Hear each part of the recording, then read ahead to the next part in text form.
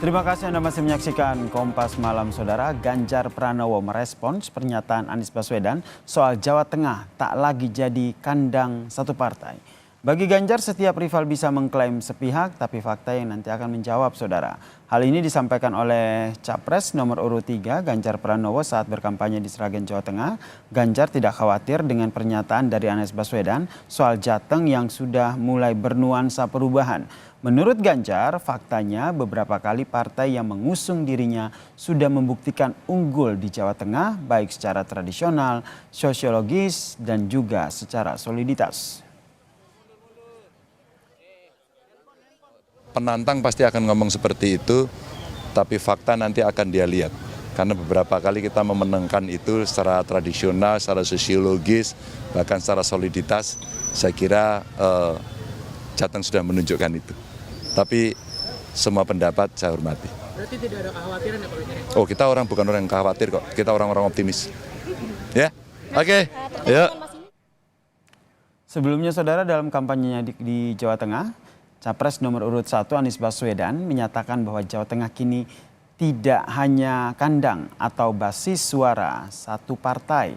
Anies mengklaim masyarakat ingin perubahan. Anies pun optimistis bisa meraih suara pemilih di Jawa Tengah dan menyebut nuansa perubahan sudah terasa di Jawa Tengah saat ia berkampanye bersama dengan cawapresnya Muhaimin Iskandar.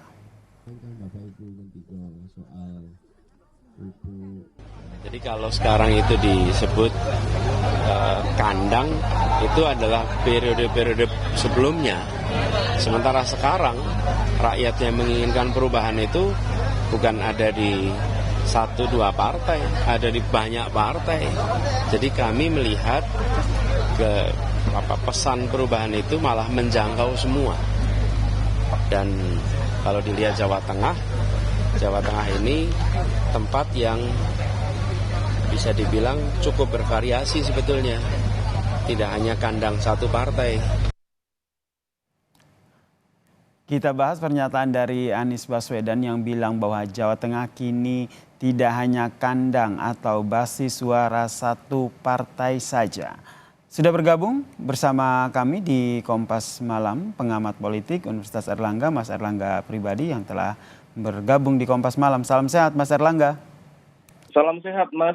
Jadi menurut Anda ini sebuah klaim atau harapan dari Capres nomor urut 1 Anies Baswedan? Iya, saya pikir ini masih berupa harapan ya.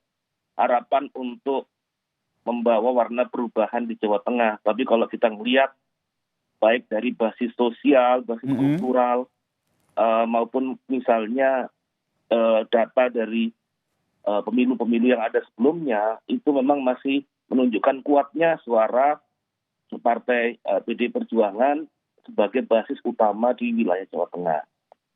Nah, kalau kita melihat itu juga terus kelihatan apabila kita merujuk kepada beberapa survei, misalnya dukungan suara yang besar di Jawa Tengah masih memenangkan Ganjar Mahfud pada peringkat pertama. Itu wajar karena memang selain Ganjar Mahfud, Ganjar sendiri adalah incumbent 2 periode, dan Partai PDI Perjuangan sendiri merupakan partai terbesar di Jawa Tengah. Artinya sampai sekarang masih belum ada fakta-fakta politik dan fakta sosial yang menunjukkan bahwa dominasi dari Partai PDI Perjuangan di Jawa Tengah akan melemah. Gitu. Oke, tapi bagaimana tanggapan Anda nih terkait dengan apa yang disampaikan oleh Anies Baswedan, kemudian ia juga merujuk pada cawapresnya Muhaimin Iskandar juga diklaim bahwa memiliki basis suara yang cukup besar juga begitu di Jawa Tengah.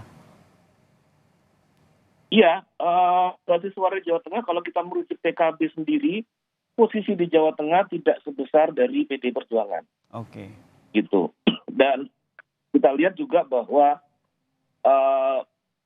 dari warna dari partai-partai politik di PDI Jawa Tengah sendiri, nuansa dari PDI Perjuangan ini sangat kuat. Sehingga kalau kita melihat pada wilayah Provinsi Jawa Tengah, bahwa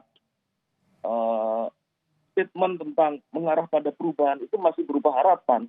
Tapi belum menjadi suatu fakta sosial, fakta politik yang bisa kita lihat. Masih berupa harapan ya dari capres Iya. dan cawapres nomor urut 1 gitu, Anies Baswedan dan juga Muhaimin Iya. Iskandar. Tapi kalau kita lihat sebagai kandang dari PDIP, apakah ini oke salah satu kandang, tapi kalau kita berbicara prosentasenya, apakah ini menurun atau menurut Anda akan meningkat dari yang sudah menjadi kandang satu partai di Jateng ini? Pertarungan politik yang akan muncul di Jawa Tengah itu lebih mengarah pada nomor 3 dan nomor 2. Jadi lebih Lebih ke nomor 3 dan nomor 2. Iya betul, karena kita melihat bahwa basis politik dari Pak Jokowi sendiri dan Gibran sendiri dia memegang basis yang cukup kuat di Jawa Tengah seperti di Solo, gitu, dan di tempat-tempat yang lain. Sehingga kalau kita melihat bahwa akan terjadi pertarungan yang cukup keras di Jawa Tengah antara nomor 3 dan nomor 2.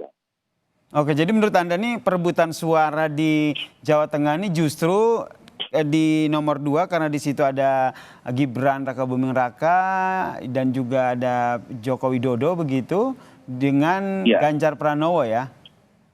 Iya, apalagi mereka kan pada dasarnya berangkat dari satu political party ya, satu political identity. Nah, saya pikir itu nanti akan jadi pertarungan yang cukup keras dalam Pilpres 2024. Baik, terakhir Mas Erlangga, untuk melihat peta politik di Jawa Tengah ini biasanya kan kalau dalam Pilpres atau pemilu patokannya itu salah satunya adalah di wilayah Jawa Tengah ini. Nah, yang nanti akan lebih mendominasi faktor apa yang berpengaruh? Gimana Mas, yang di Jawa Tengah? Ya, Ya kalau kita lihat bahwa di Jawa Tengah ini fokus tentang identitas politik dan tentunya kemudian pada kekuatan partai itu juga akan sangat menentukan. oke. Gitu. Selain juga kita bisa melihat pada mulai munculnya tentang bagaimana publik menghitung-hitung tentang program yang akan ditampilkan dalam konteks politik gagasan di antara para capres. Oke, jadi dibandingkan dengan paslonnya, menurut Anda partai lah yang lebih berpengaruh ya untuk menentukan suara pemilih di Jawa Tengah ini ya, Mas Erlangga ya? Saya pikir bukan partai lah, tapi partai relatif memiliki peran yang cukup menentukan dibanding wilayah-wilayah yang lain. Bukan berarti calon tidak memiliki peran signifikan. Gitu. Baik, kita nantikan ya seperti apa nanti apakah klaim dari Anies tadi betul akan terrealisasi atau seperti kata Anda tadi ini hanya harapan dari Anies Baswedan, capres nomor urut 1. Terima kasih Mas Erlangga Pribadi, pengamat politik dari UNER telah bergabung bersama kami di Kompas Malam. Salam sehat Mas Erlangga. Salam sehat Mas.